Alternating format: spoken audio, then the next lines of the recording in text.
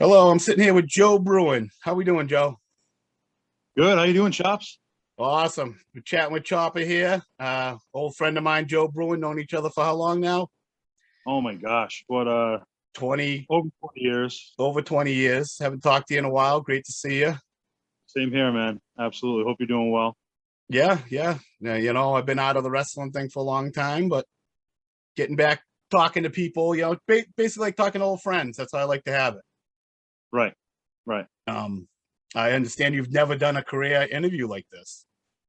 No, I've done some interviews before, usually very small or on a particular subject. So this will be the first time I've ever sat down and actually kind of went over everything. So it'll bring back a lot of good memories. I'm excited for this. Awesome. I really appreciate you doing it for me. I've always wanted to do one with you, and it's awesome that you're doing it for me. My pleasure. We did that interview. It was a shorter interview, maybe 15 minutes, back in 2002. That was at a WCWA show, and I really enjoyed that interview. It being brief, but now we'll be able to expand a little bit. So, Right. And the funny thing is, that's the only interview I've ever done. oh wow, okay. Well, it only took us 20 years to get back to that interview, right? Right. And you know what? I don't even remember doing that. And I don't know how I did that. Like, you must have asked me to do that or something, or Ed must have made me do it. I don't even know how we came across doing that. It was probably just gathering footage for that documentary that we were starting to kind of film for, and yeah, that must have been a part of it. Okay, that makes sense. Maybe you were like, yeah, let's do this or something. Yeah. I forgot about it. I think you posted it or somebody showed me, and I was like, where did that come from? Yeah. Yeah, that's on my YouTube page. Yeah, I just recently seen it like 3 months ago when I started my YouTube page, because I was totally out of it, not watching wrestling or anything, and I just got back into it, finding the footage, and I was like, hey, these guys should have this footage. Right. Hi, we're here with the England Independence. I'm here with Hardcore Joe Bruin. How you doing, Joe? I'm doing good. Thanks for having me. We're here at the WCWA show in Seekonk, Mass. Joe, you've accomplished quite a bit here in a short time for a young guy. You seem to be very motivated. What drives you to put on these wrestling shows? Well, growing up in my early years, I've always watched wrestling on television. Obviously, I've traveled around to different independent shows, and it's just always been, a childhood dream, pretty much. Something I've always wanted to do is run shows. And there's a few people that doubted me when I first started, but I'm running shows now, and I enjoy it. It's one of the best things I like to do. I ring announce as well, and it's great. Everything about it. Okay, people have doubted you. Who has helped you out the most? A few guys have definitely took me under their wing over the years. Guys like N.E.P.W.H.O.F, Mr. Troubleman, Iceberg Sonny D, Jose Perez, Mr. Biggs, Derek Destiny. There's been definitely a lot of guys just pouring out their help over the years, definitely, without a doubt. So a lot of people have helped you without going out of their way to help you without much asking or anything else. Yeah, they've been very nice, and from the get-go, I also do a wrestling talk show on television, Joe's Hardcore Wrestling, and when I first started that back in 1998, I was 16 years old, and guys like Mr. Troubleman, N.E.P.W.H.O., Iceberg Sonny D, they just took me under their wing right away, pretty much. What got you started running your own shows? Well, like I said, I watched a lot of wrestling on television, and one day I was just flipping through the channels, and I used to see guys like Talking Wrestling with Cody Boynes, HWF, Backyard Wrestling. Power League Wrestling was on at that time, and there's just a lot of independent shows and a lot of public access shows, and it definitely picked up my interest, and it was just another thing I've always wanted to do is run my own show, and I didn't really know if I wanted to run a sports show at that time or wrestling, but it ended up being wrestling since I started to get involved with it. So that's pretty much what I did. I started in 1998, and Cox Communications down in East Providence, and the rest is history. I hear that show's coming back on soon. Yeah, it's been off the air for about almost a year now, actually, and pretty much things beyond my control. Editing equipment breaks down, little things like that, and I've also been very busy with ring announcing bookings and also my personal life with work and whatnot. So I've just pretty much taken a break, but I'm working on a wrestling documentary, which is titled The Truth of Wrestling, and that should be out probably by August. That'll feature interviews with all the independent wrestlers, as well as some WWF, ECW talent, and it should be very interesting. Plus, my talk show will be coming back. Right now, it's back on East Providence Public Access on Channel 18, Fridays at 9, Thursdays at 6, but it will be returning to the Rhode Island statewide interconnect soon. We'll put an end to you running the HWF shows. The HWF, well, I started the HWF in 1999, and I was 17-year-old then, and I enjoyed each and every one of them. I ran about 8 or 9 shows throughout the course of 3 years or so, and due to the window broke. I don't know if you were at that show in Riverside, Rhode Island, my very first show. The window broke in a hardcore match, and pretty much got banned from that first show. So I was going to, everybody was like, I wouldn't run another show. I wouldn't run another show. But I went through, came here to Seekonk, Massachusetts at the American Legion. This became my new home. I ran maybe 7 or 8 shows here. And I stopped for a while. Mainly, I also, if you notice, it used to be HWF Hardcore Wrestling Federation. I took away the hardcore aspect of it. I'd still have maybe 1 hardcore match per night. But, there's a lot of kids in the crowd, and it's just something I wanted to stay away from, but still have a little bit of, every fan's interest. And I turned it into the HWF, the Heat Wave Wrestling Federation. It's more family-orientated. But at the last show, there was a very hardcore match between the Vertebreaker, Live Wire Dave Padula, and I'm just definitely going to take a break for a while, stick to ring announcing. I co-book for the WCWA right here tonight. Ring announce for WCWA, UCW. Primal Conflict's coming back. Not sure what's going on with that. Hopefully I'll be a part of that, and we'll see what happens. Sounds good. Have you got a website together yet? I know you were working on a website last I heard. Yeah, I am working on a website. Hopefully it'll be up by late April, and we're aiming for www.hardcorejoehwf.com. Still working on that, and we'll have some details in the future for that. You can go to the Primal Conflict wrestling.com or NECWwrestling.com, and they'll have the info on there once it's a go. Is there any indie talents you'd like to bring to this area that hasn't been around here? Well, that's one thing I always try to do was in the New England area bring faces that usually aren't down here. Like guys like Judas Young, guys like Miss Cara, Jeff Starr, Big Rick Fuller I brought to Seekonk, and in the future, yeah, definitely. I'd like to bring some more talent. There's guys that like Johnny Heartbreaker, Sure Thing, Ryan Wing, Christopher Daniels, Low Key. Definitely some I'd like to bring in. Always looking for new faces. Always trying to rotate the roster. Obviously, keep a main base roster, but bringing a few new faces each once in a while, so I won't. The fans will always keep their interest. Sounds good. Thank you very much. Not a problem. Thank you. Absolutely, yeah. It's that kind of stuff that it's hidden away in the closet or whatever it may be, but it actually means a lot to a lot of people. So, like you said, you might as well dust it off and make everybody happy and be able to get your work out there as well, Definitely. I've gotten a lot of appreciation just from the people not knowing where it was and wanting to see it. So Sure. Same with the work you do. A lot of people appreciate and remember you. People have brought you up to me in the stuff I brought out. Joe Bruin, he's a great guy. You always get a good word and everything every time you're brought up with stuff I show. Oh, that's nice. Nice to So hear. sorry about that. Let's start off. How did wrestling start for you? The first memory you have of wrestling? Well, my very first memory watching wrestling with my brother Tony at my house. I was living in Michigan at the time, and I want to say I was probably 3 years old, but I still have that memory. And he was sitting on the ground. I was sitting in between his legs, and we were watching pro wrestling, and it was the WWF. That was my very first memory. I couldn't tell you what the match was, but I remember it fondly, and I guess I was hooked from there. I mean, that's all it took, that initial, I didn't connect again until probably, I want to say,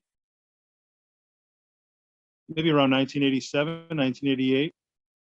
And at that point, as I got a little older, my mom would always rent the Coliseum home videos for me. So I would be constantly renting the all the pay-per-views and all the Coliseum videos. So I was up to date on everything. So I got caught up on all the pay-per-views that I had missed live, and just became a super fan.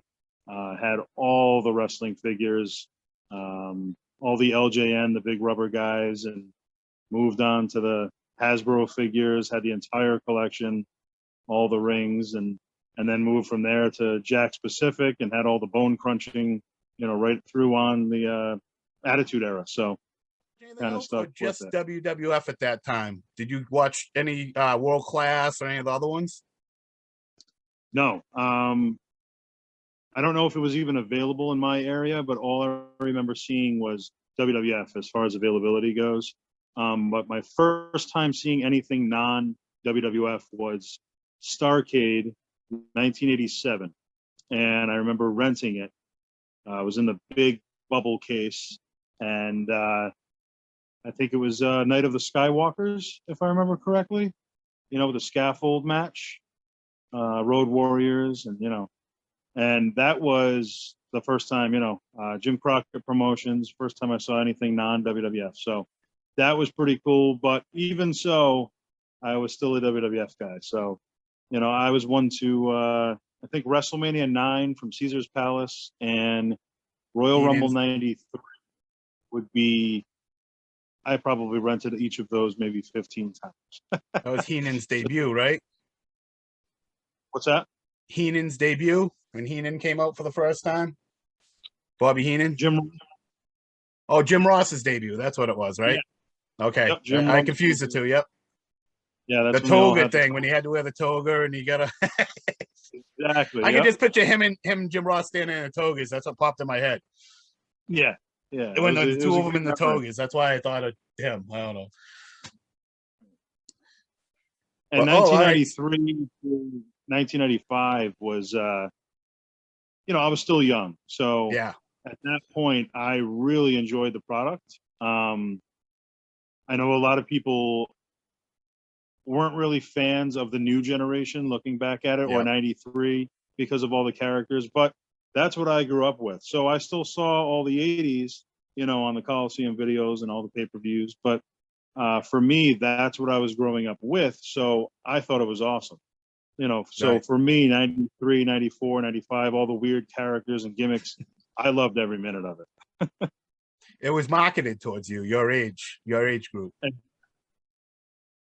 I was a little older, so I was into the blood and the NWA, like you're saying, and then they come with that, and I was like, "What is this? Like, this ain't what I was your age when they were doing the blood and stuff, you know what I mean? So when they come, I was like, what happened to wrestling, So, well, it was so different, in fact, that I remember watching Superstars, and this was probably the end of 93, maybe the very beginning of 94, and Ludwig Borga was feuding with Tatanka.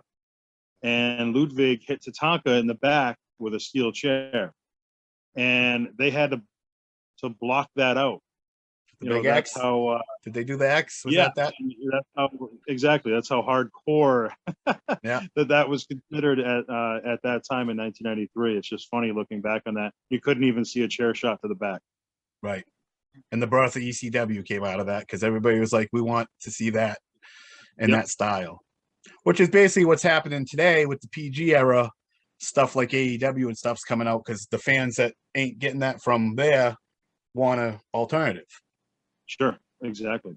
It seems to happen every 10 or 15 years, if you ask me. Yeah, some, better than others, you've had obviously Impact Wrestling, TNA prior to that, kind of one and the same, but still different. I'd say TNA prior to AEW was the closest you could get to being competition to WWE. And even then, I don't think they were competition, but they were still at least high profile, a great option, a lot of great talent. I always enjoyed TNA during those early years. As they got a little, towards the end there, I wasn't really into it as much, but they had a great run. Right. I'm not saying everything was popular or everything was good, but there's always been something on the side for that fan that just like, I don't want that. Somebody makes something else for them to watch. You know what I mean? Even if it's a small fan base. So you've mostly been WWF most of the time. You have checked out other stuff on the side. When did you first discover independent wrestling? Oh, independent wrestling. So my mom took me to a show. It was at a high school. It was the NEWA, the New England Wrestling Alliance. She saw it, the original NEWA, and she saw it in a newspaper article and surprised me with tickets to the show. She got 3 tickets, so brought a friend with me, and that was in 1993. And Tito Santana was there, so he was fresh out of WWF. He was El Matador just a couple months prior. So he wrestled on the show. He did autographs, during intermission. Greg the Hammer Valentine was with him, and Virgil. So all of these guys were in the WWF in '93, that very same year. So, to see them there as a kid, I guess I knew it wasn't the WWF, but I perceived it the same way. I thought it was just as good. I was just so excited to be there. I saw some of the WWF stars, and that was my first look at other talents, the independent wrestlers. And I absolutely loved it. I soaked it in. I waited after the show. I waited during intermission to get autographs from the referees and the wrestlers and the ring announcer. And I still have the piece of paper from that show with everybody's autograph on it. Wow. And it's just cool to look back on. I remember Bob Costas, I think was his name, was the referee, the senior official that night. And Anthony Rufo, who wrestled that night as Dan Bula, which was kind of a Papa Shango style gimmick. He was on the show. He signed it for me. Studley Steve Stallion signed an autograph for me. And the Headhunters, I think it was Headhunter 1 and 2. And Livewire Dave Padula at the time was Sir Reaper at that time. And I believe Jose Perez was El Diablo at that time. So I still have that piece of paper with all these guys' autographs, and who would have thought that I'd be working with them, they'd be working for me, all these years later. Just what a ride. Wow, that's that's amazing. And it's pretty cool that you liked it, because a lot of people are turned off by independent wrestling when they first see it. They're like, this don't have the sparklers and the glitz and glamour of the WWF. They don't like it. It seems to be the one way or another. You fall in love with it and you're all out about it, or you don't care for it. I was all in. I mean, it didn't matter what it was. If it was wrestling, it was wrestling. I'm sure if World Class was on and I had access to it, I would have liked that, just as much, or at least up there with it. But the independent shows were fantastic. Like I said, that was my first one in '93. I used to go to all of the NEWA shows in Providence, Rhode Island. The Federal Hill Festival they would have every year, St. Joseph's Feast, and they would have the ring right there on Federal Hill, right in the middle of the street or on the side parking lot there. I would get there early before the matches start. I'd be standing there ringside and just kind of in awe, I remember the commentators practicing. Rex Havoc, he was a masked commentator, with Rock Joseph, who was the son of Rocco D'Alessandro, who was the owner of the NEWA, and Bob the Padre Cleese was the ring announcer. And I got to see guys, before the crowd kind of gathered around the ring. This was probably an hour or two before bell time, and guys like Iceberg Sonny D, who literally was a student of the game at that point. This could have even been his first show, and he's practicing doing a run-in into the ring, and running from the curtain and sliding into the ring. He was trying to perfect that so he could do it later on the actual show. And it was just amazing to see everything transpire in front of me. And I remember there was a big guy on the show named the Judge. There was also a guy, the Bulldozer. El Diablo was also on that show, and Thrash, and Bad Boy Billy Black, and the Reverend Chain Link, and Gorgeous Gino Giovanni, and Kevin Charisma at that time was Double A Antonio Adams, and Marcus O. Middleton at that time was Bronco Jesse James, I want to say. There were a couple great managers on the show, and I was hooked. I mean, I didn't even want to go to the rest of the feast. I stayed ringside the entire show.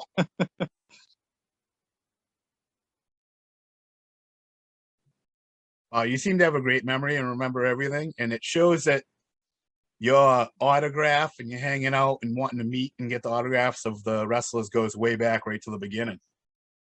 It really does. I'm an autograph collector to this day. I'm big into collecting promotional photos, 8x10s, 8.5 by 11s, and I've got over 1,700 different promotional photos now. So my collection is quite large. But yeah, it started back then at those little local shows, and I'll never forget it. There was another one, Cumberland Fest, which obviously was in Cumberland, Rhode Island, and that was probably in the late 90s. I'm sorry, and it was Beast from the East, Bam Bam Bigelow, versus Marvin the Maniac, Anthony Rufo, and that was the main event on the show. And we must have saw an advertisement or something that Bigelow was going to be there, so I was pumped, because Bigelow was still in the WWF like maybe a year or two before that. He had just left, so he was a fresh name. And I remember going backstage and seeing Marvin the Maniac without his mask, and obviously this is before I knew Anthony, and I was just mesmerized. I'm like, oh my God, that's what he looks like, And as a kid, I was always good at figuring out different gimmicks and who they were prior, who they were after, and I was like, that's Dan Bula. I can tell that that's Dan Bula. And I went behind the curtain. I wasn't even supposed to be back there, and I saw Anthony in his full costume, just without the mask, going over his match with Bigelow, and got an autograph from Bigelow, autograph from Anthony again that night, and another great memory. It was just a really fun show.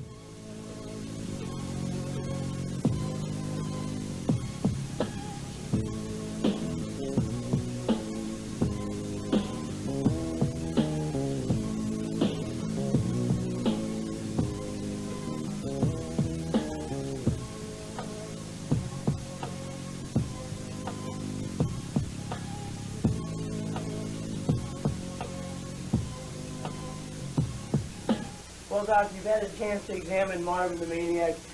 What is your medical opinion of him? Actually, I think man's absolutely nuts.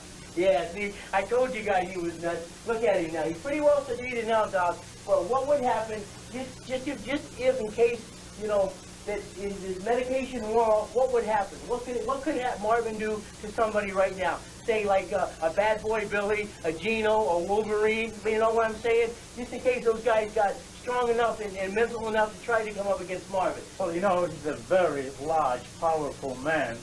I know, but yeah, I know he is. Look at that. That's heavyweight champion material. So anyway, go ahead. He gets loose.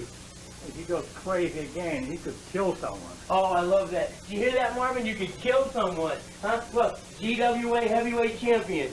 Yeah, I like that. Now, Doc, in other words, now that he's crazy, I mean, does he think he's back to his full craziness as he was? Remember when he first came out and he just tore up the whole place? Is he capable of that now? Oh, yeah. Yeah, that's what I like to hear. You hear that, Marvin? You're capable of it now, bud. Oh, I don't know. He looks like he's starting to wake up.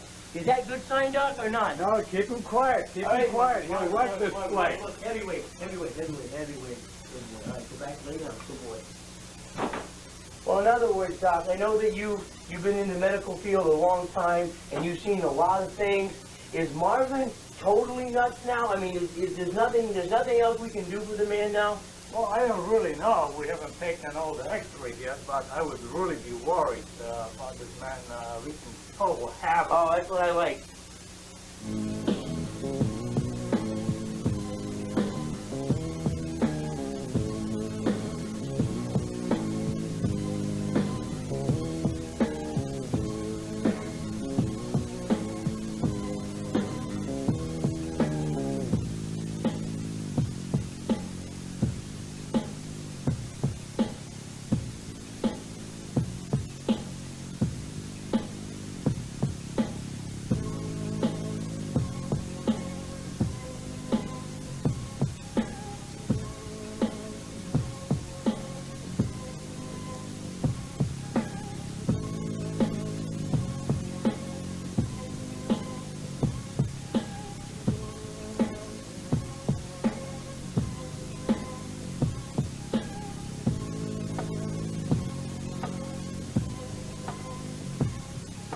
Well, you know, Marvin, pretty soon you're going to be able to pin that belt down. That you clarified is crazy. Now, this Bad Boy Billy, Gino, you know, Thrash, Wolverine. Oh, wait.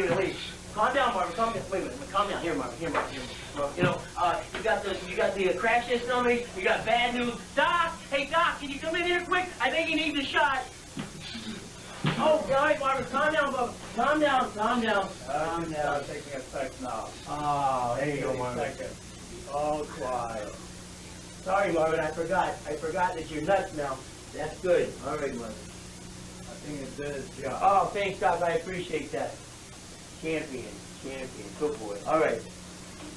Well, Doc, now that you've had a chance to look at Marvin's X-rays, can you tell me if he's like totally mental now? Is he ready to get back into the ring? Is he back to his normal mental, stupid, crazy, off the wall self?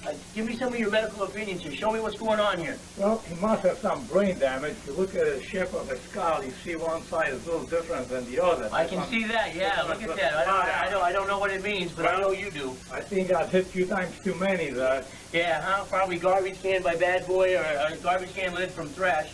And what's that there? I don't understand that big marking on his head. Well, this is just what we call sella turcica, the Turkish saddle, which is part of the brain, or part of the skull. Looks like it's leaking out. I don't know. I don't understand that myself, Doc, but it holds the pituitary gland. So what you're saying is Marvin's ready to get back into the ring. He's to his full, off-the-wall self now? Yeah. Yeah. You hear that? You hear that? Bad Boy Billy, Thrash, Gino, Wolverine, anybody wants to come down? This man's nuts.